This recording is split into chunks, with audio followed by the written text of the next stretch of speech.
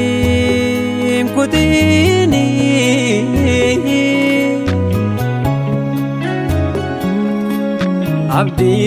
abdiin kutini achukeetuun fitiin booddeen deebiini karaan kee wanta taadha ifaata saymi jaanne yoo ta'e wallaan sodaaf waraansi bitaaf mirgaan sirraatti yoo wal ga'e jajjabaadhumaa miti dhumni kee jalqabaarra miidhagaa abbaan kee waaqarraati gonfoosiif qopheesseetu si eegaa.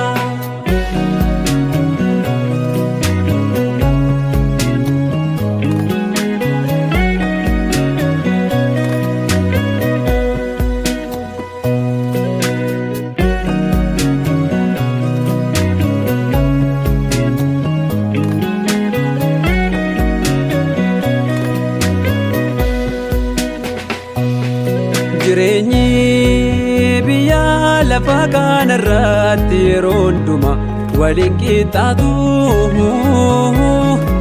addunyaan kunis ijoollee waaqaa dhiisiiti kan ishee biyyoo waan gaarii laatu ati sitti dhamaate hojjette firii gaarii dhabdee ta'a taa'usi malaasi ooniin akka hin dhibne aduun tola yootti siif ba'a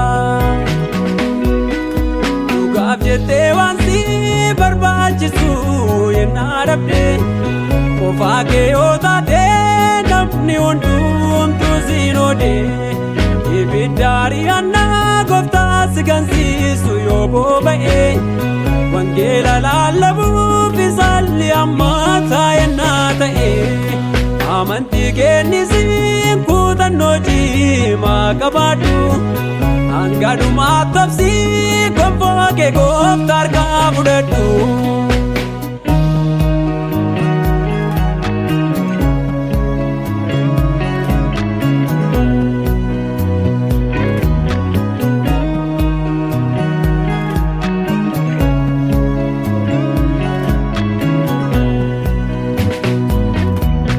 Yaaddoodhaaf sodaan akka herregootti fuuldura kee yoo dhaabateeyyuu beeloftee dheebottee hojiis dhabdee ija hir'aa yoo hir'aatteeyyuu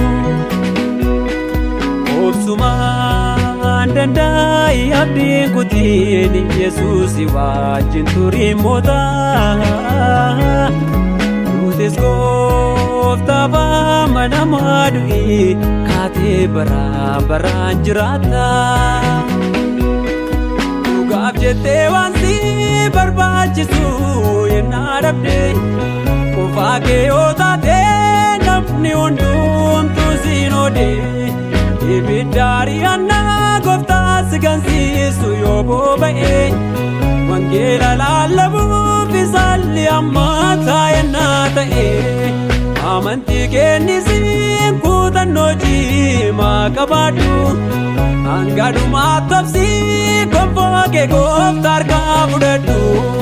Karaan kee wanta taadhaaf dhiphata isaan mijaanne yoo ta'e wal'aansuudhaaf waraansi bitaa mirgaan sirraatti yoo wal ga'e jajjabaadhumaa miti dhumni kee jalqabaarra miidhagaa abbaan kee waaqarraati gonfoosiif qopheesseetu si eegaa.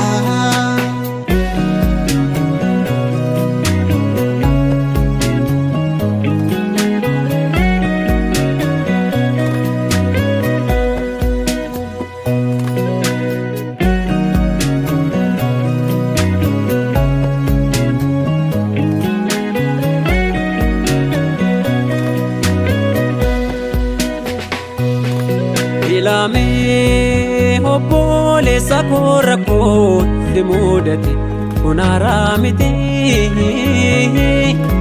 obboloota kee guutummaa ardii keessa jiranis hunnameeraati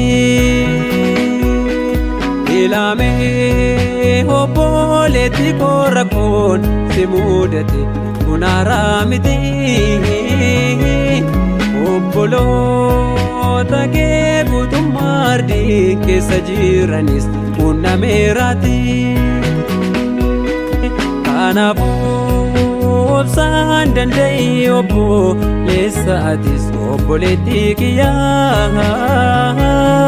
Taa'u baannaan dadhabbiin keenya dura sun akkasumaan ta'a. Nuti ormaaf karaa deemtu taanee jiraanna beeki lafarratti. Hiyyummaa dhukkubaaf gaddaatti gaaf tokko naa gadhaammannaati. Waan yeroo yartuu kanaaf jettiin caabsin seeraaf abboommi waaqa keeti.